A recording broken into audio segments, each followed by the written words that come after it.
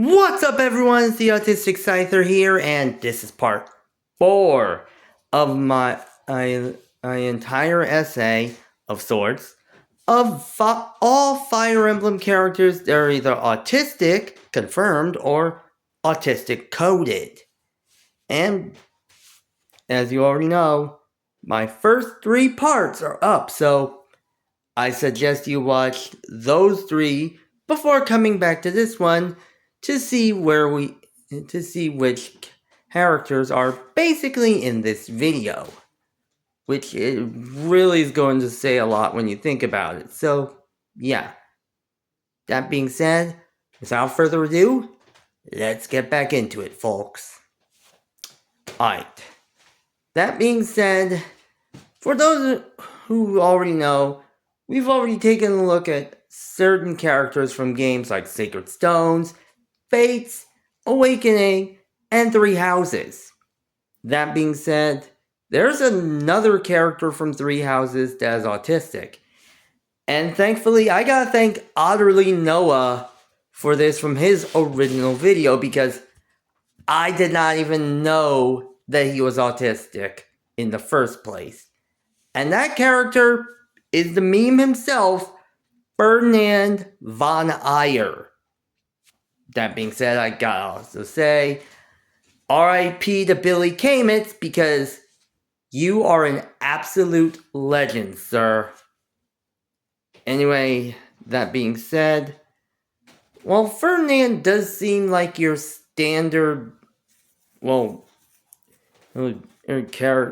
standard pompous noble, always focusing on being the highest echelon of nobility. In all fairness, it may seem like a quirk, since more often than not it can get a little annoying, but thanks to my own research about the guy, and of course everyone telling and mentioning this on different Reddit posts, oh boy, I honestly have to say that maybe there's something to this, that there may be something that his obsession with nobility may be a bit of a special interest, which really does say a lot, as more often than not he does prove himself to be kind of the noble standard, and it ends up somewhat grating on many of his other classmates. As of course, case in point, when it comes to Linhardt, he mostly tries to get him to do something with his time rather than just lazing around, just napping, and to the point that Linhardt tries his best to just, it basically ends off the first C support by more or less stroking the guy's ego before walking away, leading to the B support where he tries yet again to do so, only for Linhardt to try to lose him by running away, and Ferdinand running off after him, leaving Linhardt to be impressed at him keeping up. And that's not the only one, as it's also the same thing with both his supports with Caspar and Bernadetta, as largely enough, even with this, as well, both of them are still also parts of noble houses in the Empire. They have very different forms of nobility than Ferdinand himself, with Caspar supports largely having him break up a fight between 2 dudes out of pure instinct.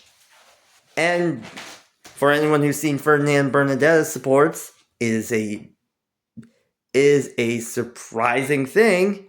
But of course, in terms of that, Bernadetta just, well, dare I say it, she gets so scared that in Ferdinand's efforts to try and get her to, well, just not hide out in her room, she mostly just in her effort of trying to get him to get lost, she pushes him, causing him to sprain his wrist before running off, thinking that she was his forever rival. And what does he just do? He realizes, okay, maybe I might have been a little too pushy. Which really does say a lot. That being said, there are other supports that really show something else that, surprisingly enough, could also be a special interest of sorts. Case in point, being his love of weapons. As basically he has a support with Petra where they bond over different weapons from many different places, including the weapons of Petra's home kingdom of Brigid, which really does say a lot. And the entirety of Flane's support basically is interesting, which I haven't really seen all of it.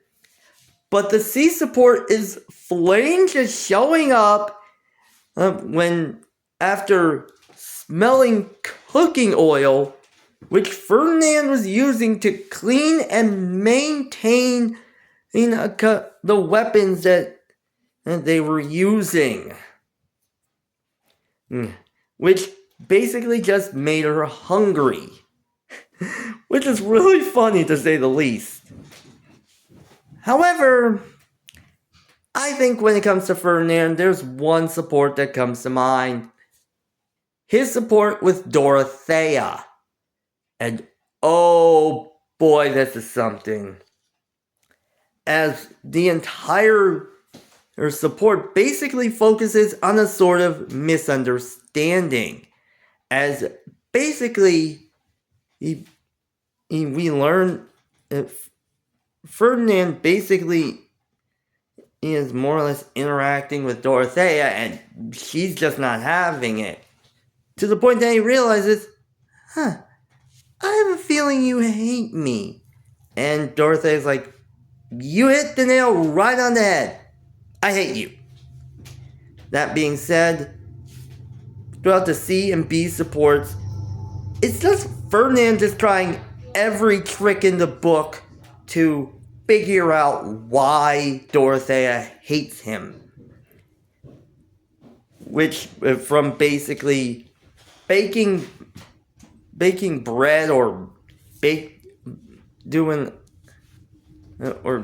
some baking all on his own, just getting the ingredients and such all on his own without any help, all to figure out why he's like a B.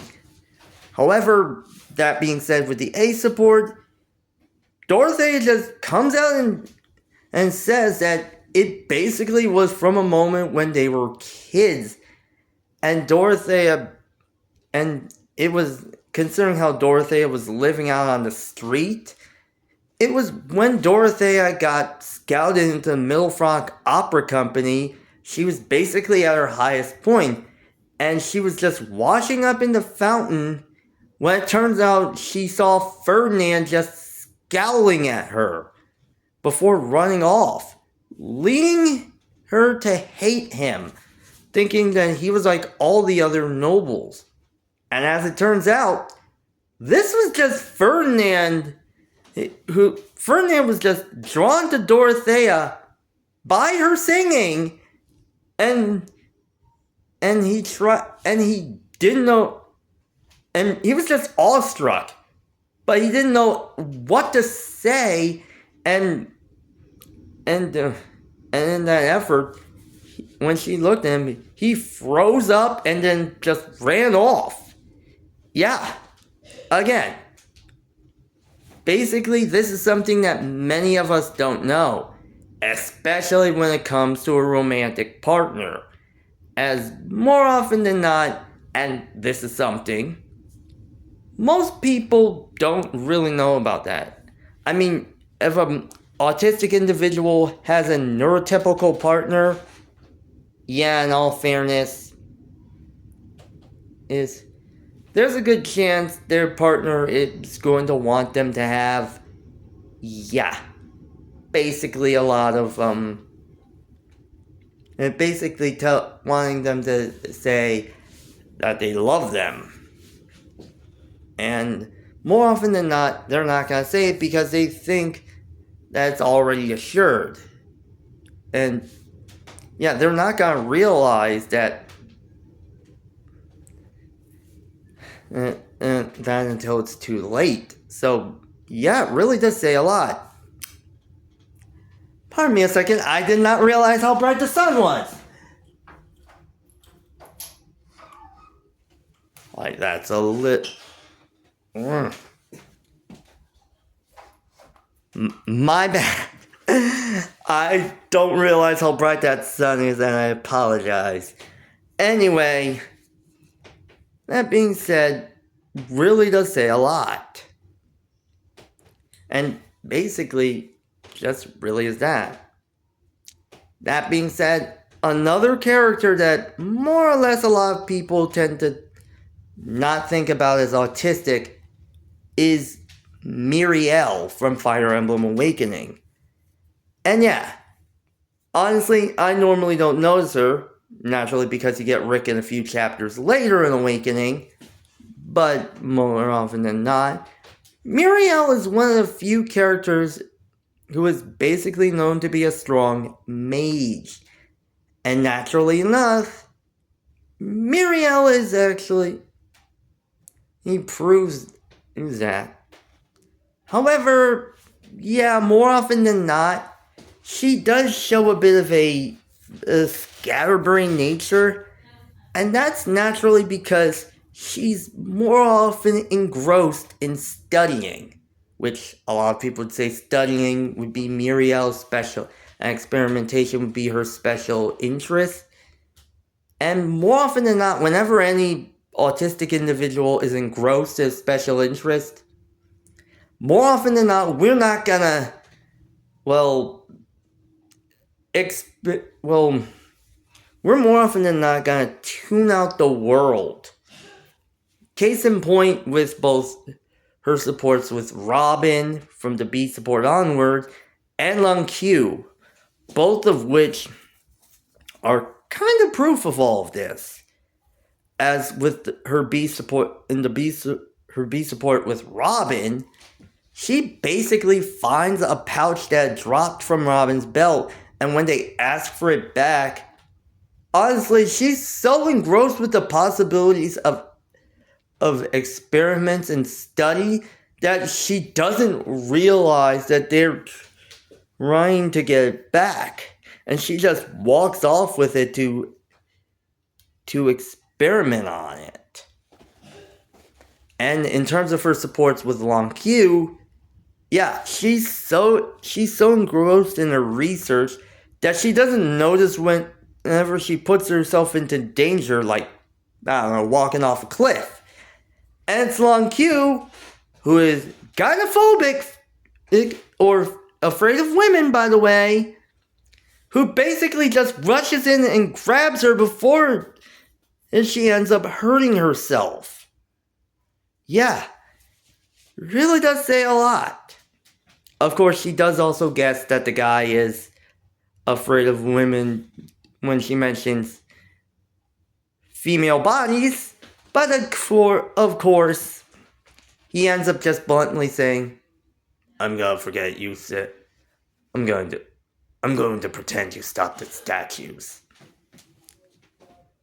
Which is kind of interesting. And even with that, really does say a lot. And this also carries over to her son Laurent, who is equally as obsessive, but more or less with keeping order within camp. And even further, his entire support with Na has him trying to more or less check on Na, and she more or less, basically, he thinks that he more or less is a creep who's attracted to little girls. And as such, yeah, Laurent is basically just freaked out and trying to explain himself. Which again, also fits. Yeah, A lot of these have something to do with special interests or social stuff. But yeah, it's more or less that has something to do with it. Just really says a lot. Alright. This will be continued in part 5. And yes, we're gonna take a look at a lead for the last one. See you there.